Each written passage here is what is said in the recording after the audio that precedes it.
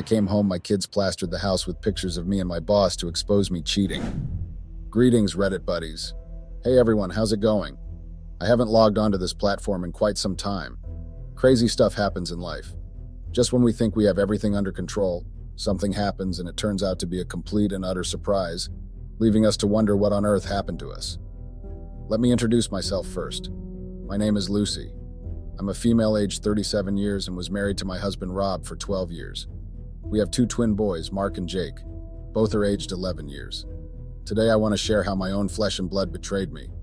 I mean, it's astonishing how you raise your children just for them to grow up and snatch the little joy life has finally given to you. That's exactly what happened to me.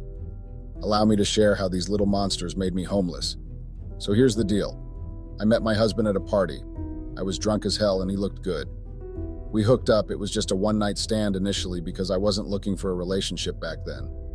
I just wanted to get sloshed at parties with my friends and enjoy my youth. But I really had a good time in bed with Rob, so when he asked me out again, I was like, yeah, why not? It was not a relationship, but more a friends with benefits sort of situation. We both were having fun, but that fun didn't last long because even though we always used protection, I got pregnant and that too with twins. When I told this to Rob, he was excited. He was 28 years old at that time and financially stable in life. He worked at an accountancy firm.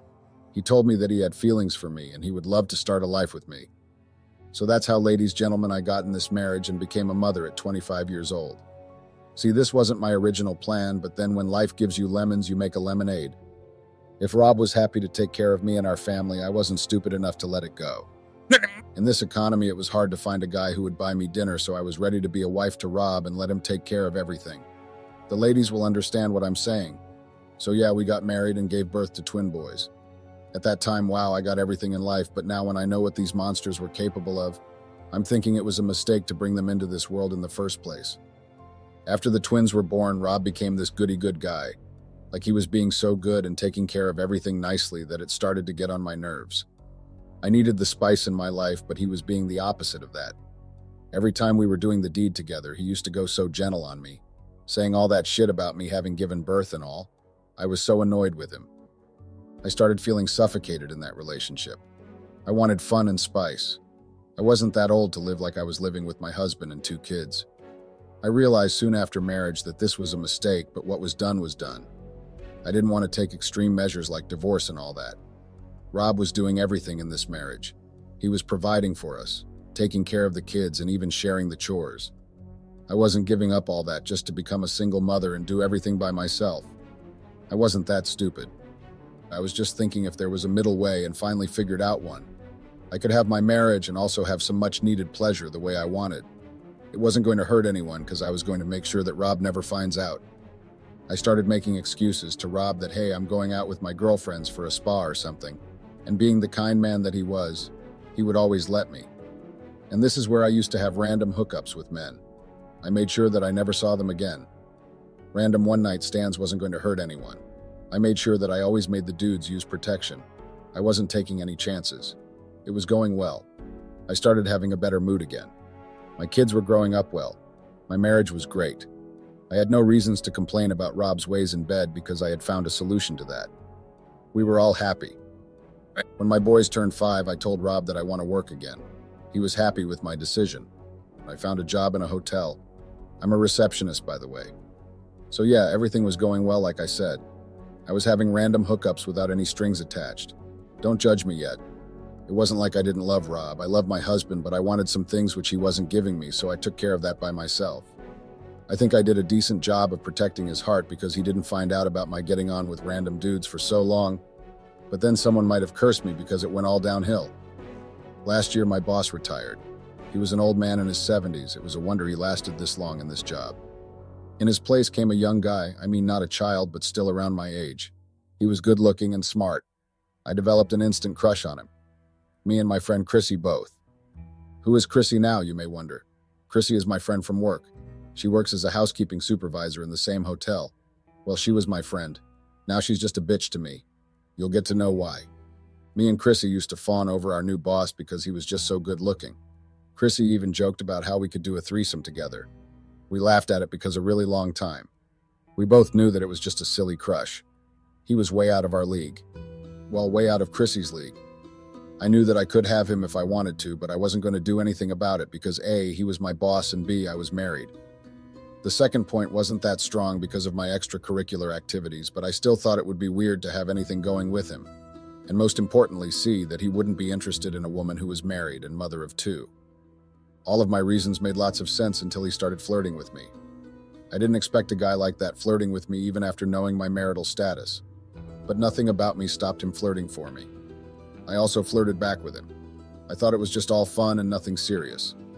But for some reason I didn't tell this to Chrissy because I thought she might feel bad and I felt I was violating some girl code or something, but whatever, let a girl have some fun. One day he called me to his cabin and started flirting with me unabashedly. He told me how he has a wife, but he cannot stop thinking about me. This made me feel so good. I told him that I felt the same, that I couldn't get him out of my head. And the next thing I know, he was kissing me. Yes, guy, he was kissing me. And that's how our little love affair started. We started getting along when there was no one around. My darling husband never had a problem with my schedule, so it was working out really well for us. It was also a good break from getting random hookups every now and then. It was nice to get it from one man, or well, two if we are being technical. To be very honest, I never saw there was anything wrong with my ways. Noon is perfect, and I'm definitely not, but we all live only once, and I didn't want to spend my life suffocating and thinking about what I could have had. So I decided to get it. Yeah, so everything was going really well. We usually used to get together in any hotel room which was not occupied at the time. We were having lots of fun together. We formed a pattern where he would text me the room number and the time, and we would meet at that time. We had a mutual understanding that everything between us was just physical. I was only emotionally attached to my husband, that's all. He was the father of my children, after all. One day when I was coming out of the hotel room after doing the deed, I ran into Chrissy. She asked me what I was doing inside the room, and I was about to create some excuse, but she looked behind my back, and we both saw our boss getting out of the same room. I was out of words. The expression on her face made it extremely obvious that she has caught what's going on between us. Before I could offer an explanation to her, she simply ran away from there. I followed her and tried to explain to her, but she wouldn't listen to any of it. She was telling me that I broke her trust and all that jazz. She claimed that I stole the guy she finally liked, and honestly, I felt that was a bit of exaggeration. Yes, Chrissy didn't usually like many guys, hence why she was single. And also, yeah, she did show interest in him, but it wasn't like anything was going to happen between them. However, I didn't say any of this to her face. She yelled at me for a good 5 minutes and then left. Now, I wasn't even interested in explaining anything to her. It wasn't like she was paying my bills or anything. I could live with one less friend in my life. So I decided to let it go. Now that I think about it, it was a pretty big mistake. I wasn't going to end my affair to protect Chrissy's feelings. They were already hurt. We still kept seeing each other. But one day when I came to work in the morning, I saw an envelope waiting for me. I was confused because who the hell was sending me documents? I opened it and got the freaking worst shock of my life. It was pictures of me getting intimate with my boss. I was naked and all over him in these pictures. I couldn't think straight. I had not even in my wildest dreams imagined this to happen to me. I was still trying to think who the hell was behind this when a note fell from the envelope. I picked it up and got another shock. It said "Karma's a bitch," and behind it was Chrissy's name signing off. What the hell was wrong with this woman? Who does this just for a stupid crush? I didn't have time to think how she got these, but it was obvious. She was the supervisor of housekeeping staff. She must have done something to get the camera in our room, but F that. Now wasn't the time to think all that. I ran to my boss's cabin, but he wasn't there. It was sort of shocking because he always came on time. I decided to call him and called his number. It was continuously busy. I dialed him 3-4 times, but nothing happened. I rushed home with the envelope because I couldn't let it be here. Before I could leave, Chrissy came to me and gave me a knowing smile. She taunted me about why I'm looking so red and went her way. I decided to deal with her later and then went home.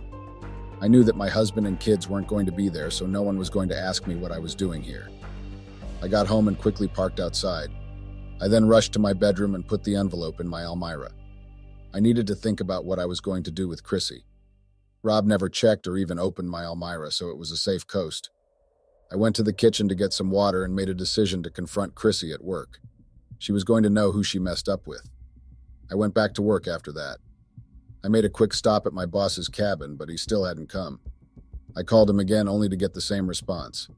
I needed to talk to him. He was in those pictures as well. But he has gone MIA. I went to see Chrissy, but found out that she had gone somewhere. I thought that if she was running away from me, it was futile because I was going to teach her a lesson very soon. I completed my shift and then went back home hoping to get some peace from the chaos going on in my head. I thought it was an absolute bad day, but what I saw at home ruined my entire life. All the pictures from the envelope were plastered in our home. I think I stopped breathing after I saw that. My head started spinning and my eyes didn't blink at all. My kids stood in front of me looking at me with such disgust that I couldn't bear it. When I finally whispered to them, "Who did this?" they looked at each other and told me they did it themselves. Before I could even ask why on earth would they do it, or even remove them from every surface, my husband entered the house. I wanted to disappear at that point of time. I spent years avoiding this exact situation, and yet here I was. All because of these demon children and Chrissy. Rob took his sweet time to process everything.